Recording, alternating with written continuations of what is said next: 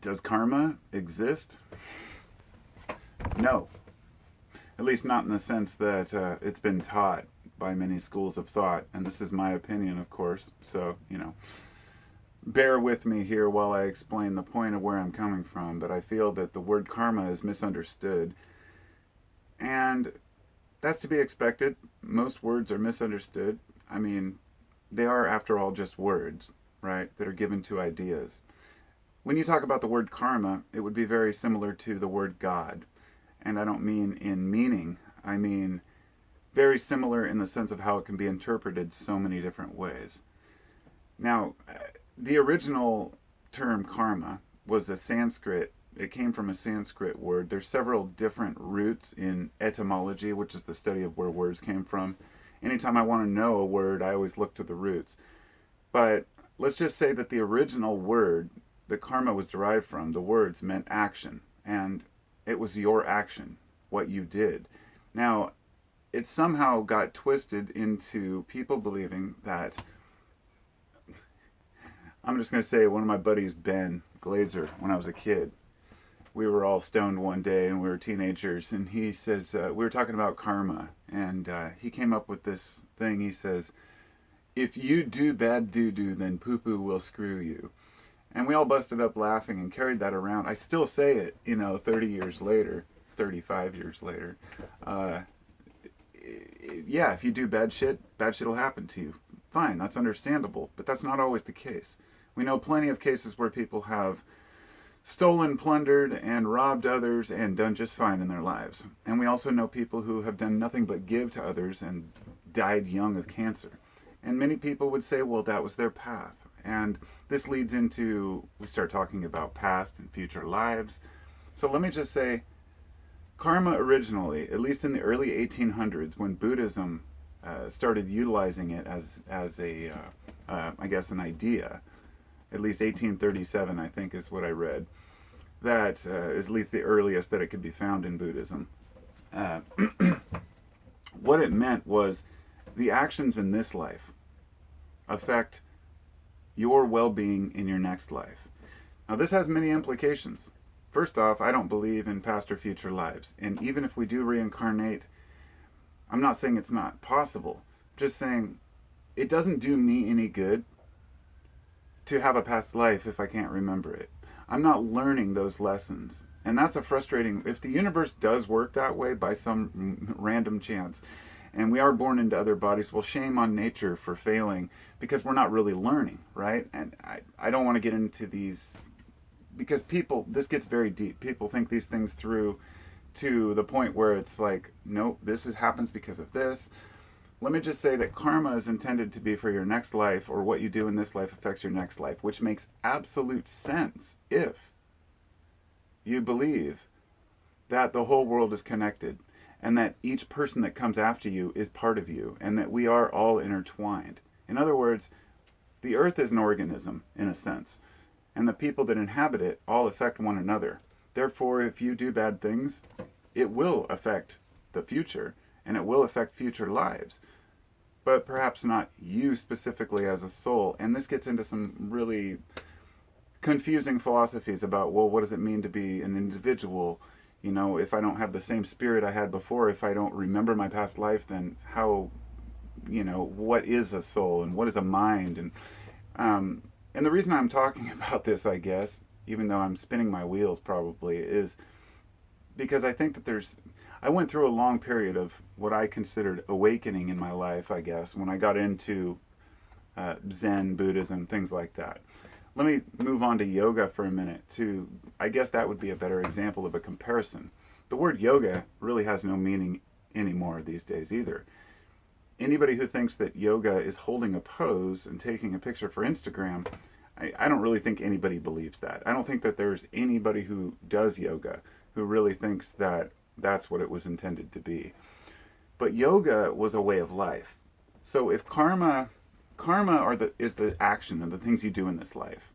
Your dharma, you may have heard that term, is considered your life path, or perhaps what you specialize in, or what you do. Maybe it would be all of your karma combined. You could see it many different ways. Yoga was never intended to be a thing either. It was intended to be an idea. Yoga is a practice. It's a lifelong practice of, and it's not giving everything up or sitting in certain poses or meditating for hours on end. If you're more interested in that, you can do your own research on it. I'm not going to tell you what yoga is. But it was a way of life, and all of this, karma, dharma, yoga, it's all intertwined with Zen. And to me, Zen is like, I have a passion for Zen and for the koans, which are the Zen quotes or small, short poems that seem to make no sense, but upon closer inspection make absolute sense when you realize that nothing makes sense. And it's the kind of posing the question back at the student. And the reason I'm even mentioning this is because I think that people take spirituality too seriously. Eastern mysticism, Buddhism, what all these terms mean, they're really meaningless. None of the terms even existed back when they were invented. It's kind of like when I have people when we argue about what a term means or a word, even when somebody says the word Jesus, and I say, did you know that the name Jesus did not even exist 2,000 years ago? It's a modern name, within 500 years old or so.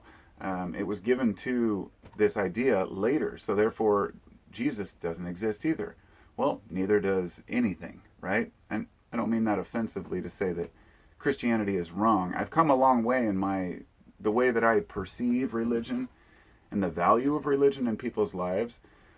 But the minute they start to push it on me and say it's the only path, that's, I just have to walk away. So when I was thinking about how yoga, it's an idea, it doesn't exist the way that numbers don't exist. And what I mean by that is numbers, even mathematicians, have a hard time grasping whether numbers are something we invented or something that is natural within, It's difficult to explain. I'm not saying they don't know. I'm saying we label things with numbers. We say there's this amount, this quantity here. And then we start to see these patterns like the Fibonacci sequence or the phi ratio, which we see in sunflowers and galaxies and whatnot. But then there's also these other patterns that we don't quite understand what they mean, like Benford's law, which says that number 1 shows up about 30% of the time in everything. Anything you write, all numbers. Then number 2 is like 17%, and it goes down from there. That the most used numbers, it goes in a perfect curve down to 9. And there's some weird things that happen, and sorry to get off track there, but the point there is that math exists without us knowing it exists. But there's actually a debate about that. Numbers exist only in the sense that there are quantities. But there's only quantities because we quantify it, if that makes sense. It sounds like some hokey shit here, but follow me if you can. I'm not saying it's very difficult to explain. We quantify things and give them a label. A number 1, a dash, a number 2. Therefore, numbers exist because we make them. We put them on paper and put them to use. This is the same way yoga is, or God is, or any belief or karma. It doesn't exist until we directly utilize it and observe it. God, that made no sense. I know what I'm trying to say. It's just hard to explain it. So I'll move on here. When we look at other people, when we're talking about karma, we look at other people's paths. And this song always comes to mind from Modest Mouse, Other People's Lives. And, the line that's repeated is, other people's lives seem more interesting because they ain't mine. And that is kind of it says it all right there. That when we see other people, we think that their karma is great, that their dharma is great, that their lives are great, that everything's going just fine for this person. Why can't I be that way? Why can't I have all these achievements or do these things or have this motivation, have these looks, have this, these ideas, whatever it might be? And you can, and you probably do. It's really easy for us to think that we've created, and this is why I'm talking about karma. When people suffer and they're told it's their own doing, that's often quite true. Karma, what you do, does affect you in this life. If you call someone a bad name, then it'll come back to haunt you when they don't want to hang out with you. or they don't, you lose a friend. When when you harm somebody else physically to take something they own, you get your karma through being arrested or getting your ass beat. But this isn't really karma. This is action reaction, if you will, and that's separate from karma, at least by definition, but not by today's definition, I guess is the point. But other people's lives are not that much more interesting. I mean, we'll never know because we're in our own minds. But the most important thing isn't what we know. It's not what we've learned. It's not how many terms we understand or how much Eastern mysticism we've picked up along the way. It's how much we practice it in our daily lives. You got to practice your yoga, practice your karma within your life in order to live a happier life. It's really that simple.